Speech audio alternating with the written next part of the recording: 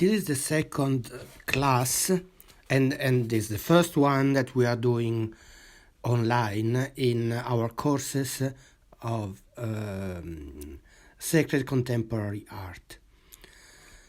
So in the first class, what we did was just trying to define better key concept related to sacred art and contemporary. So basically, we were trying to distinguish, to understand better the difference between art and artisan work, and then what is really related to the concept of sacred, that is really a very broad word and meaning. So trying to understand if that sacred is not ecclesiastic, is not liturgical, it's a broader way, but maybe we are really working more on something that is ecclesiastical and liturgical in our school.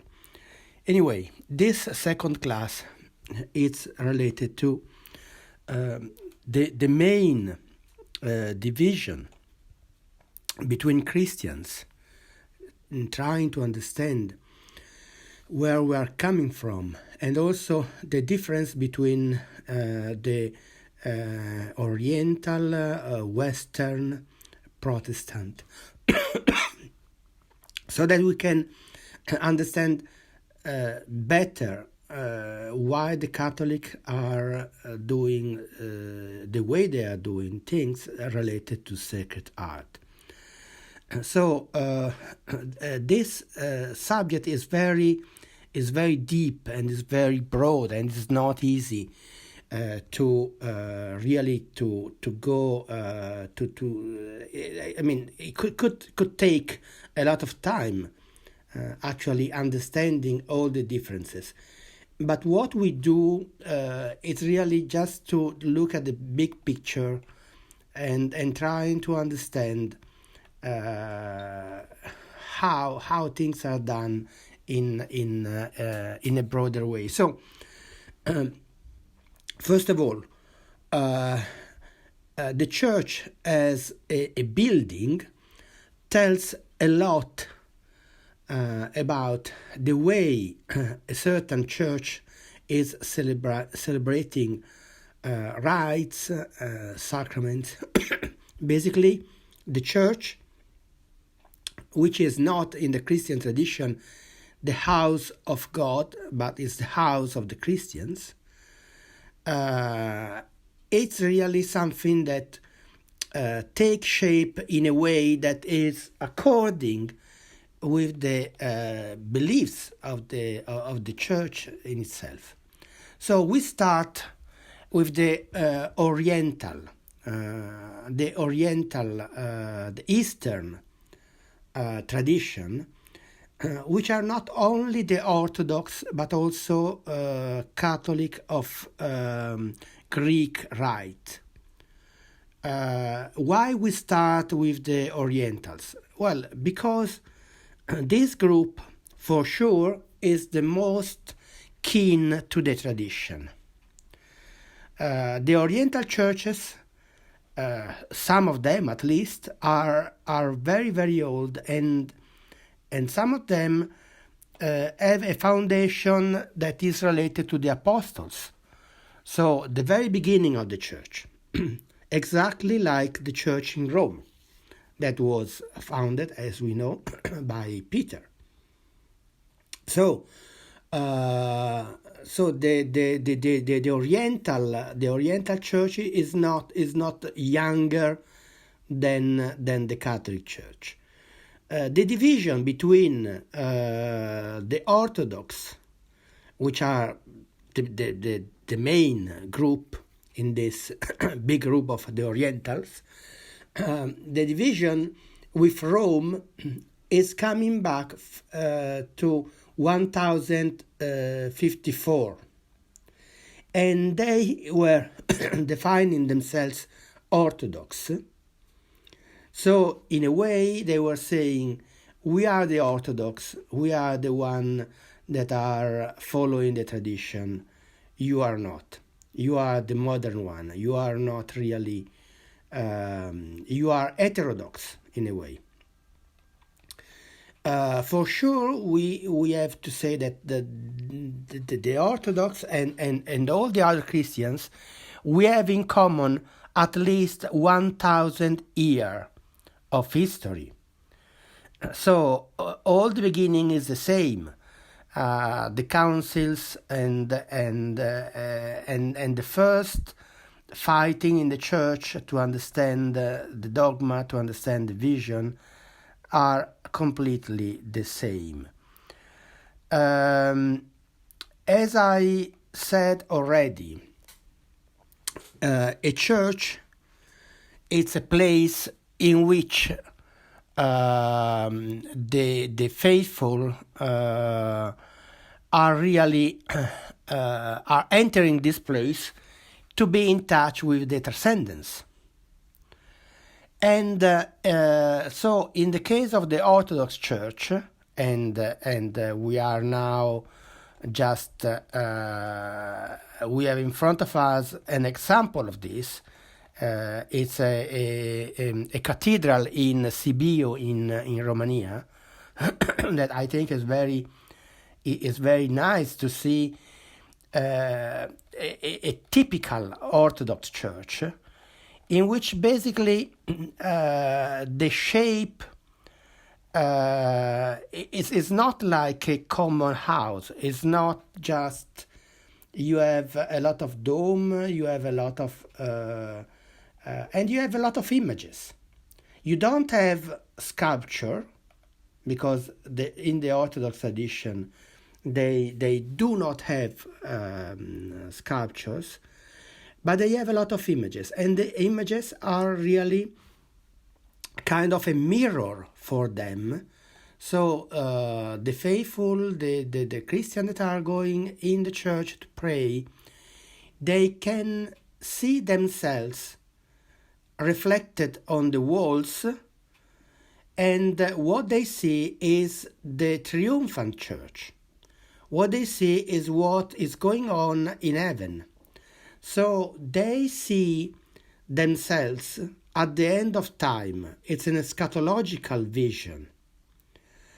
And actually all the rites are really there to orient ourselves towards the end of time, where everything makes sense, and where you will see face to face the Trinity, Jesus Christ, Our Lady, and so on.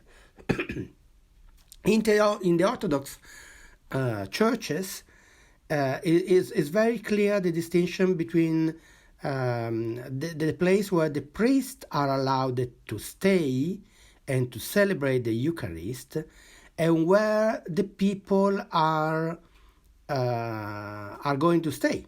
So there is this kind of wall that is called iconostasy. So it's a wall made by icons, and this is not just to hide the mystery. So basically they don't see the priest celebrating the Mass. They can only listen to the priest, more or less. And then at the end of the celebration, when the priest is going to distribute the Eucharist, is going out from the little door at the center. So that wall is not a wall to hide, but it's a wall that is manifesting what is going on behind it. So basically you see the Trinity, you see Christ, Our Lady, all the saints, and everything, it's staying exactly in the right place, and should be like this. So even among Catholic churches, we have some of them, they are very close, very similar to the Orthodox churches. For example, San Mark in Venice, it's very, very similar, as you can see. And what is different for us as Catholics, that we were always less rigid in giving shape to churches, and actually we were adapting our style during the time with much more flexibility. The Orthodox were not like us. They were very rigid in using always the same path. So basically, the religious order in the Western, starting from the Benedictines to the Cluniacenses, the Certezin, Dominicans, Franciscans, Jesuits, actually they have created new ideas of churches, and they were elaborating not a different liturgy, because the liturgy is the same, but spaces that are actually expressing in a different way during the time what is crucial for the Catholics. So you have many different styles. You can have, of course, the Romanesque, the Gothic, and then Renaissance, and then Baroque, and so on. We could say that the big change in the Western Church, so the Catholic Church, can be related to the division between Christians. And this division are going to underline, even in the space in the church, what the belief was between them. For example, the Council of Trent, that is after the Protestant revolution of Martin Luther, is really marking a difference between the Catholic and the Protestant. The Protestant started to have doubt about the divine presence in the Eucharist. And the Catholic, on the contrary, they believed in the Eucharist. So this belief made very clear, even as a liturgical rule, to put together the altar and the tabernacle. So the altar was facing God, so was oriented towards the rising sun. The rising sun is Jesus Christ. The priest is really celebrating the Mass, giving the shoulders to the people. And so the priest and everybody else are looking in the same direction that is the cross and Jesus, and basically this is facing, as I said,